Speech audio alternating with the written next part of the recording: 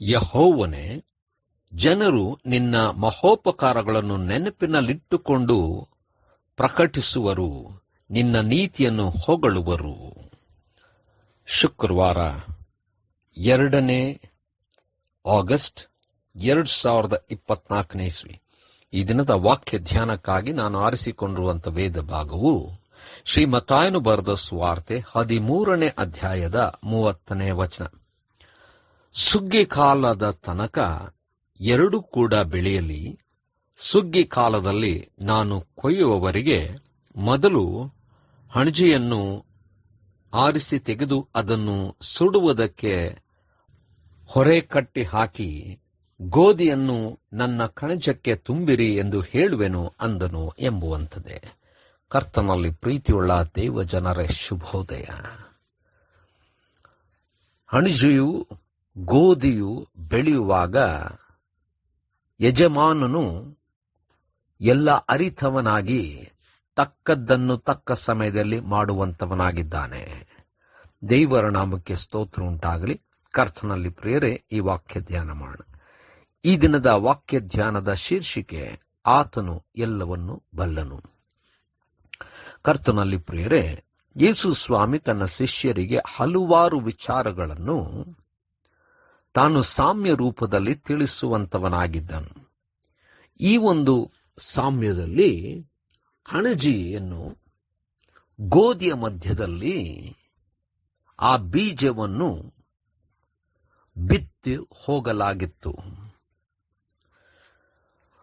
ಯಜಮಾನನು ಗೋಧಿ ಬೀಜವನ್ನು ಬಿತ್ತಿದಾಗ ಗೋಧಿ ಬೆಳೆಯಬೇಕಾಗಿತ್ತು. ಆದರೆ ಅವನ ಸೇವಕರು ನಿದ್ರೆ ಹೋದಾಗ ಅವನಿಗೆ ವಿರೋಧಿಯಾದಂಥವನು ಬಂದು, ವೈರಿಯು ಅಲ್ಲಿ ಹಣಜೆಯನ್ನು ಬಿತ್ತು ಹೋಗಿದ್ದನು. ಈಗ ಬೆಳೆದು ಬಂದಾಗ ಆಳುಗಳು ಬಂದು ಕೇಳುವಾಗ ಯಜಮಾನನು ಹೇಳುವಂಥದ್ದೇನೆಂದರೆ, ಎರಡೂ ಬೆಳೆಯಲಿ ಎಂಬುದಾಗಿ ಹೇಳುವಂಥವನಾಗಿ, ತಕ್ಕ ಸಮಯದಲ್ಲಿ ಕೊಯ್ಯುವವರಿಗೆ ಮೊದಲು ಹಣಜೆಯನ್ನು ಆರಿಸಿ ಅದು ಹೊರೆ ಕಟ್ಟಿ ಬೆಂಕಿಗೆ ಹಾಕಬೇಕೆಂಬುದಾಗಿ, ನಂತರ ಗೋಧಿಯನ್ನು ತನಗೋಸ್ಕರವಾಗಿ ತುಂಬಿಸಬೇಕೆಂಬುದಾಗಿ ಹೇಳಿದನು. ಇದರ ತಾತ್ಪರ್ಯ ಅಥವಾ ಅರ್ಥ ಬಹಳ ಸ್ಪಷ್ಟವಾಗಿದೆ. ದೇವರು ನಮಗೆ ವಿರೋಧಿಗಳನ್ನು ಅಥವಾ ಕೆಟ್ಟ ಜನರನ್ನು, ಕೆಟ್ಟ ಆಲೋಚನೆಯುಳ್ಳವರು, ದುಷ್ಟರು, ದುಷ್ಟತನದಲ್ಲಿರ್ತಕ್ಕಂಥವರನ್ನು ಕೂಡ ಬೆಳೆಯುವುದಕ್ಕೆ ಬಿಡುವಂತವನಾಗಿದ್ದಾನೆ. ಆದರೆ ತಕ್ಕ ಸಮಯದಲ್ಲಿ ಮೊದಲು ಅವುಗಳನ್ನು ಆರಿಸಿ ಬೆಂಕಿಗೆ ಹಾಕುವಂತವನಾಗಿದ್ದಾನೆ.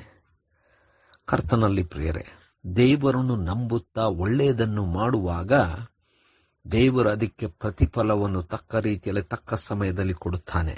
ಆದರೆ ದೇವರಿಗೆ ವಿರುದ್ಧವಾದಂಥವರು, ಅನ್ಯಾಯ ಮಾಡುವಂಥವರು, ಇಂಥವರನ್ನು, ದುಷ್ಟತನದಲ್ಲಿದ್ದಂಥವರನ್ನು ಬೆಳೆಯುವುದಕ್ಕೆ ಬಿಟ್ಟು ತಕ್ಕ ಸಮಯದಲ್ಲಿ ಕಿತ್ತು ಬೆಂಕಿಗೆ ಹಾಕುವಂತವನಾಗಿದ್ದಾನೆ. ನಾವಾದರೂ ಯಥಾರ್ಥವಾಗಿ ನಂಬಿಕೆಯುಳ್ಳವರಾಗಿ ದೇವರ ಕಾರ್ಯವನ್ನು ಮಾಡುತ್ತಿರುವಾಗ ತನ್ನ ಕಣಜಲೊಳಗೆ, ಅಂದರೆ ತನಗೋಸ್ಕರವಾಗಿ, ತನ್ನ ಉಪಯೋಗಕ್ಕೋಸ್ಕರವಾಗಿ ನಮ್ಮನ್ನು ಸ್ವೀಕರಿಸಿ ಸೇರಿಸಿಕೊಳ್ಳುವಂತವನಾಗಿದ್ದಾನೆ. ನಾವುಗಳು ಆತನಿಗೋಸ್ಕರವಾಗಿ ಪ್ರಜ್ವಲಿಸೋಣ. ಕರ್ತನೇ, ದಯಮಯ ಸ್ವಾಮಿಯೇ, ನೀನು ಎಲ್ಲವನ್ನು ಅರಿತವನಾಗಿದ್ದಿ, ಬಲ್ಲವನಾಗಿದ್ದಿ. ನಾವು ಒಳ್ಳೆಯದನ್ನು ಮಾಡಲಿಕ್ಕೆ, ನಿನ್ನನ್ನು ಮಹಿಮೆ ಪಡಿಸಲಿಕ್ಕಾಗುವಂಥ ಕೃಪೆಯಿಂದ ನಮ್ಮನ್ನು ನಡೆಸು. ಯೇಸುವಿನ ನಾಮದಲ್ಲಿ ಪ್ರಾರ್ಥನೆ ಬೇಡಿದೆವು ತಂದೆಯೇ, ಆಮೆನ್.